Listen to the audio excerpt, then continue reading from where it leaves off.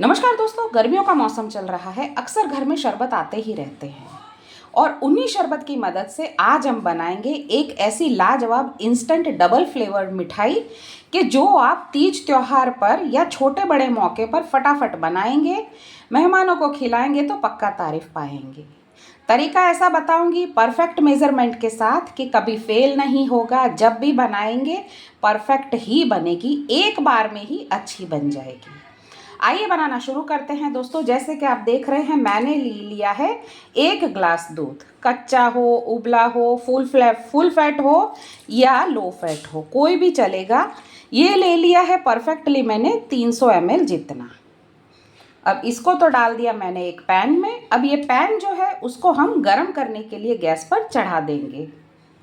दूध को गर्म होने रखने के बाद सबसे पहले डाल देंगे इसमें आधा कटोरी चीनी। अपने स्वाद के हिसाब से आप कम या ज़्यादा भी कर सकते हैं, लेकिन आधा कटोरी परफेक्ट रहेगी दोस्तों। अब हम दूध को एक उबाल आने देंगे। दूध पे दोस्तों जैसे कि आप देख रहे हैं बिल्कुल अच्छे से उबाल आ चुका है। अब एक और परफेक्ट मेजरमेंट बता रही हूँ, हम इसमें डालेंगे 100 ग्राम नारियल का पाउडर। मार्केट में, किराना स्टोर पे, कहीं पे भी बहुत आसानी से मिल जाता है।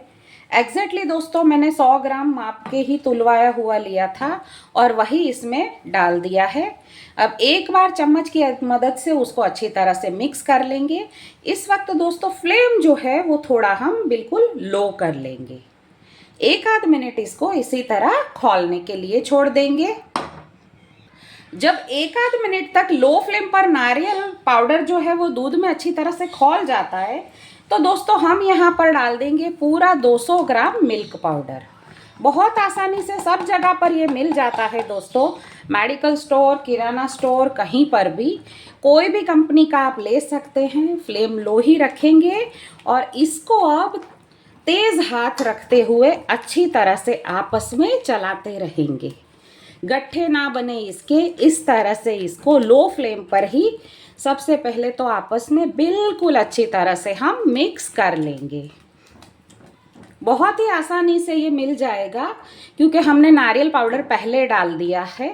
तो ये फ़ायदा हुआ है। अगर हम नारियल पाउडर बाद में डालते तो ये गट्ठे बन जाते हैं मिल्क पाउडर के, इसलिए पहले नारियल पाउडर और बाद में मिल्क पाउडर।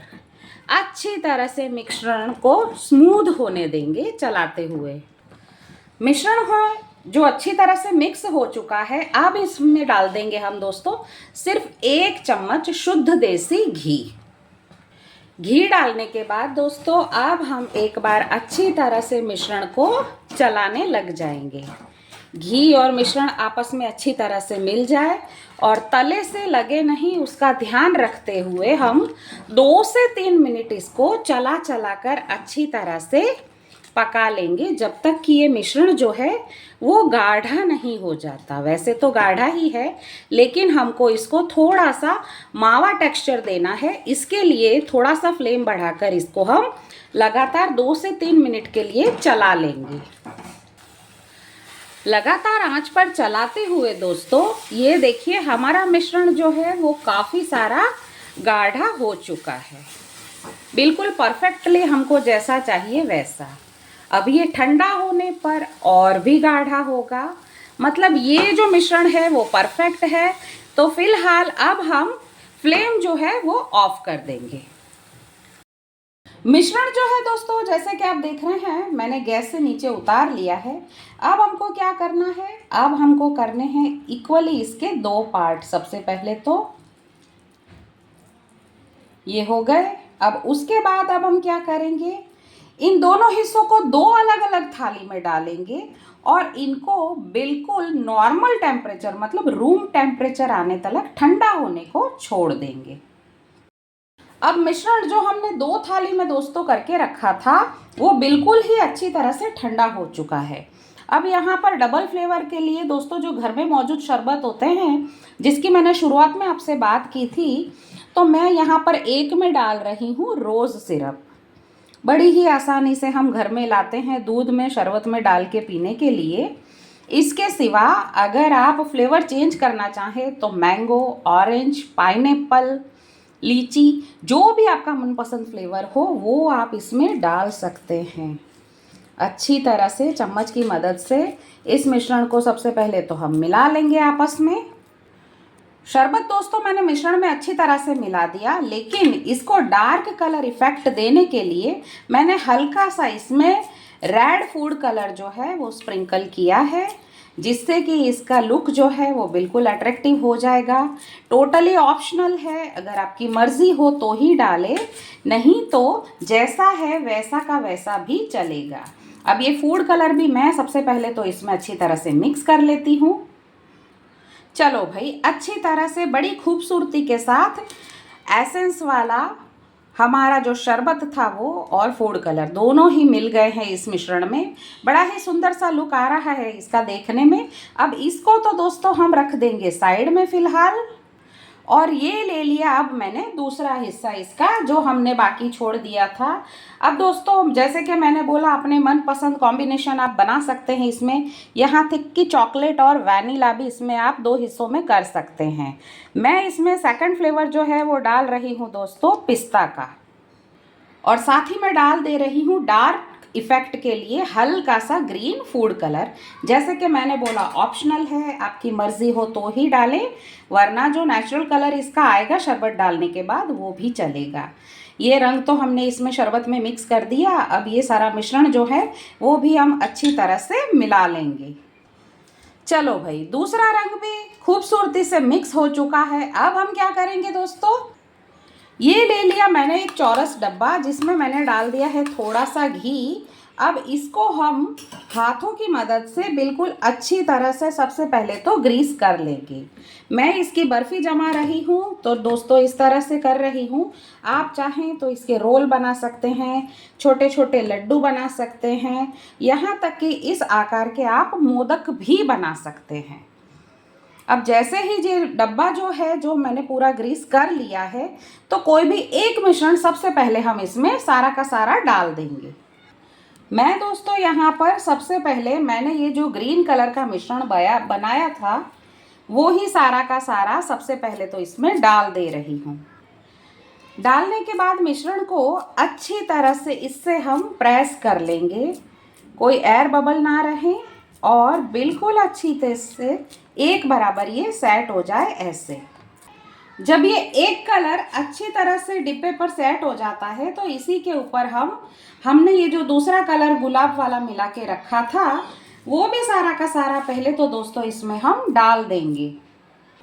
डालने के बाद अब इसको भी अच्छी तरह से चम्मच की मदद से दबा दबा कर एक बराबर सेट कर लेंगे।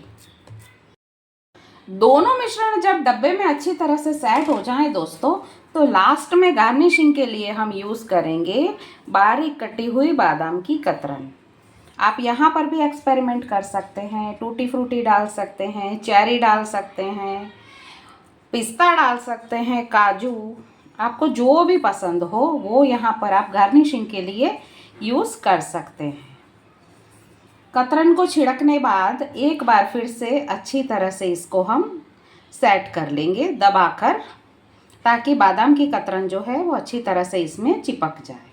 अब हम क्या करेंगे दोस्तों, अब हम इसको फ्रिज में रख देंगे 2 से 3 घंटे के लिए सेट होने के लिए, ताकि ये बिल्कुल अच्छी तरह से अपना परफेक्ट शेप ले सके। फ्रिज में 2 से 3 घंटे के रेस्ट के बाद हमारी ये जो मिठाई है दोस्तों, जैसे कि आप देख रहे हैं बिल्कुल अच्छी से तरह से सेट हो गई है। अब दोस्तों मैं तो इसकी बर्फ़ी बना रही हूँ, तो मुझे तो कुछ भी नहीं करना है, बस चाकू की मदद से इसके मुझे मनपसंद आकार के छोटे बड़े जैसे आपको पसंद हो वैसे चौरस टुकड़े कर लेने हैं। अगर आप लड्डू बना रहे हैं तो उसके बॉल बना दीजिए, रोल बना रहे हैं तो बटर पेपर में लपट के आपका इसका रोल भी बन सकता है, और तो और दोस्तों इसका पेड़ा शेप भी बन सकता है। तो अब आपको जो पसंद हो, आपने जो अपनी मर्ज़ी से ये बनाया हो वैसा कट कर लीजिए। मिठाई के टुकड़े जो हैं दोस्तों कुछ इस तरह से अब हम पलटे की मदद से निकाल लेंगे। ये देखिए सुपर सॉफ्ट और स्वाद इसका बिल्कुल अलग, क्योंकि ये फ्लेवर जो है वो तो हमने शरबतों से बनाया है। बस तो सारे टुकड़े निकाल कर अब हम लगा देते हैं खाने के लिए एक प्लेट में। मिठाई हमारे खाने को तैयार हो चुकी है दोस्तों। परोस दिया है मैंने एक बर्तन में और एक बार फिर से गार्निश कर लेंगे थोड़ी थोड़ी बारीक कटी हुई बादाम की कतरन के साथ। बहुत बेहद लाजवाब खुशबू फटाफट बन जाएगी। किसी भी तीज त्योहार पर आप इसको इंस्टेंटली बनाकर इसका आनंद ले सकते हैं। उम्मीद है दोस्तों आपको मेरी ये जो रेसिपी है वो पसंद आई होगी। तो फिर देर किस बात की है दोस्तों, बस घर में पड़े होंगे शरबत अभी क्योंकि गर्मियाँ है, थोड़ा सा मिल्क पाउडर और कोकोनट पाउडर ले आइए और फटाफट घर पर ये लाजवाब सी हेल्दीएस्ट हेल्दी रेसिपी बना लीजिए। और हाँ, मेरी रेसिपी को दूसरों के साथ शेयर करना मत भूलिएगा ताकि वो लोग भी इसको बना सके। तो फिर बनाइए, खुद भी खाइए, औरों को भी खिलाइए और मेरी रेसिपी को लाइक शेयर और कमेंट मत करना भूलिएगा। सब्सक्राइब अगर आपने नहीं किया है तो कर दीजिएगा क्योंकि सिर्फ एक बार ही करना होता है और वो भी बिल्कुल फ्री। शुक्रिया।